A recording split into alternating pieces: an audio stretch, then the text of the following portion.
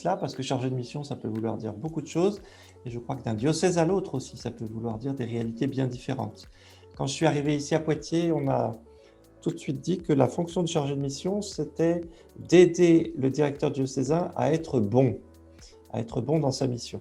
Donc c'est vrai que au-delà de ce mot un peu rapide, un peu humoristique, c'est vrai qu'il s'agit de se tenir auprès du directeur diocésain pour être témoin avec lui de l'identité des établissements qui constituent le réseau de l'enseignement catholique sur notre territoire. Et chez nous, c'est à peu près 180 établissements. Il s'agit d'abord, mais peut-être qu'on y reviendra, d'accompagner des établissements sur un secteur donné. Pour moi, c'est le nord de la Vienne et le nord-est des Deux-Sèvres. Et accompagner là aussi, ça peut vouloir dire beaucoup de choses. C'est aussi, puisque nous sommes organisés en intercodiec, les 3 diocèses de Poitiers, d'Angoulême et de La Rochelle, c'est aussi de porter pour l'ensemble de ces 3 diocèses, donc pour l'Académie de Poitiers, des dossiers qu'on dit transversaux, donc qui intéressent tous les établissements de l'Académie, quelle que soit leur implantation géographique, comme l'ARS, comme les nouvelles pousses, comme la question pastorale, comme les liens avec l'ISFEC, comme l'accueil des nouveaux enseignants, etc. Et on pourrait dire, là, il en va de l'animation institutionnelle. Et puis, d'autres missions aussi autour de la gestion des ressources humaines, recruter des nouveaux enseignants au sein des CAC, des commissions d'accueil et d'accord collégial, penser au recrutement des chefs d'établissement, etc.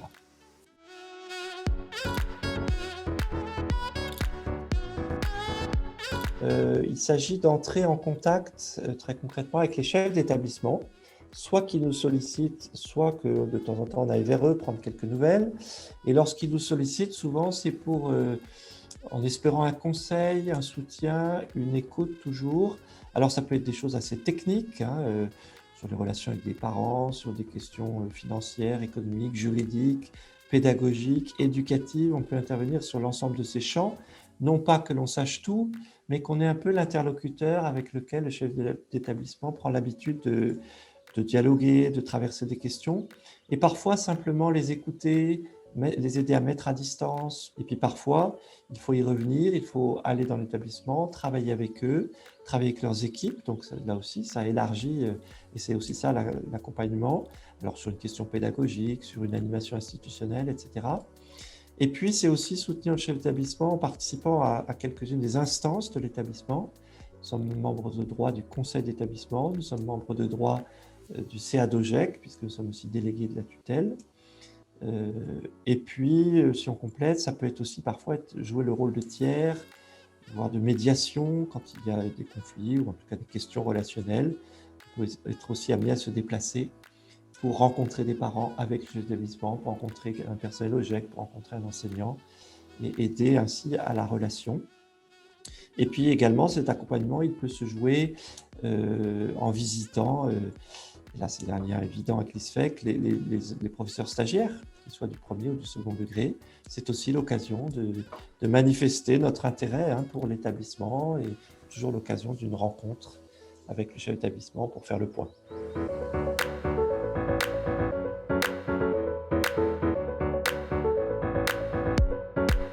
Je crois que notre première place, elle est aussi à l'intérieur de l'ADEC. Nous sommes pour le Poitou-Charentes 6 chargés de mission, donc chacun, comme moi, un secteur d'établissement accompagné, une chargée en Charente, une chargée de mission en Charente-Maritime, et puis 4 pour le Poitou. Et nous accompagnons chacun environ 25 ou 30 établissements. Donc il y a d'abord ces instances, et puis à l'ADEC, il y a aussi un service, nous avons en Poitou-Charentes un service de psychologie.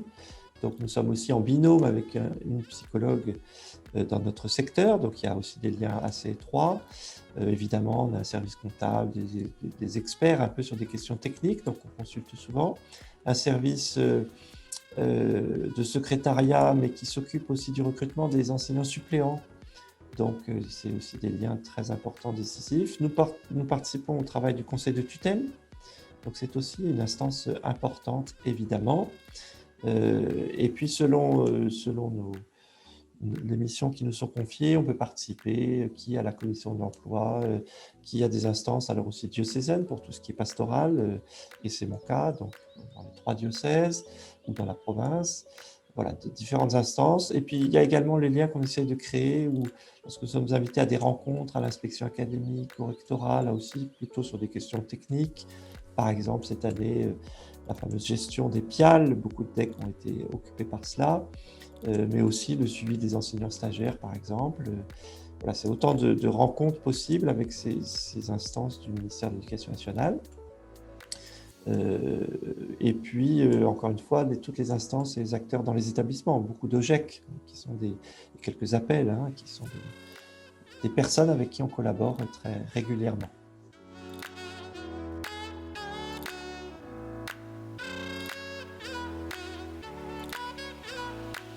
On dit souvent l'école catholique, c'est d'abord une école. Donc toutes les compétences, et évidemment l'ISFEC est en première ligne hein, sur ce point-là, mais encourager toutes les compétences de formation, toutes les compétences pédagogiques, éducatives. Il faut d'abord que les enseignants, mais aussi les personnels OGEC, soient bons dans leur métier. C'est là qu'on les attend. Donc ça, il faut encourager cela, même si on n'est pas acteur toujours en première ligne, on peut participer, mais on n'est pas acteur en première ligne le plus souvent, mais en tout cas encourager, aider le chef d'établissement à faire un plan de formation un peu ambitieux, etc. Après, il y a des compétences plus de savoir-être et je crois qu'elles prennent de plus en plus de place dans le métier d'enseignant. Et là, je pense qu'on a vraiment un rôle à jouer d'acteur de ces compétences-là. Je pense à toutes les compétences relationnelles, ça peut paraître banal, mais aujourd'hui, c'est un point décisif, notamment dans la relation aux familles, mais aussi dans la relation aux élèves, dans la relation aux collègues. Savoir écouter vraiment, savoir parler aussi vraiment et sans forcément être agressif, dire ce que l'on porte, ce que l'on croit juste, faire équipe, travailler en équipe. Et puis surtout, et là nous sommes un peu garants de ce travail, habiter ce projet qui est le projet d'enseignement catholique, mais qui est le projet d'enseignement catholique incarné dans un établissement singulier, toujours singulier. Donc dans notre travail, il y a aussi tout l'accompagnement sur la rédaction, la relecture des projets éducatifs, des projets d'établissement. Et je crois vraiment que notre tâche, et là c'est une vraie compétence, hein, d'apprendre d'abord à s'intéresser à ce projet, à s'y impliquer, à participer à sa rédaction, à son élaboration, participer à sa relecture et vraiment apprendre à l'incarner. J'aime beaucoup redire ça aux communautés éducatives. Parfois, on se demande qui est propriétaire d'un établissement et chacun tire un peu la couverture à soi. Rappeler que le propriétaire d'un établissement, c'est son projet. Et que nous sommes tous là où nous sommes au service de ce projet. Bien ça, je crois qu'il y a beaucoup de compétences à développer pour essayer de vivre cela et pour dire à travers cela ce qu'est l'enseignement catholique et ce qu'est notre projet spécifique dans le système éducatif français.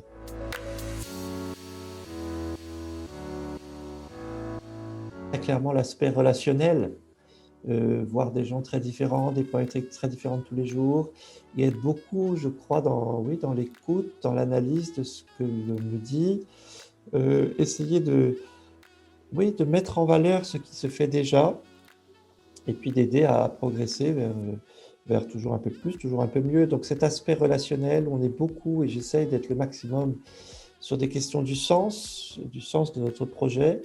Non pas que j'évite les questions techniques, il y en a inévitablement, mais qu'à travers une question technique, essayer de repérer les enjeux plus profonds peut-être quand il y en a, essayer de les formuler, de se dire pourquoi on va apporter telle et telle réponse. C'est vraiment ça qui m'intéresse, mettre du sens dans l'action pédagogique et éducative que l'on peut avoir au quotidien. Donc remettre, encore une fois, ce projet au centre de notre action.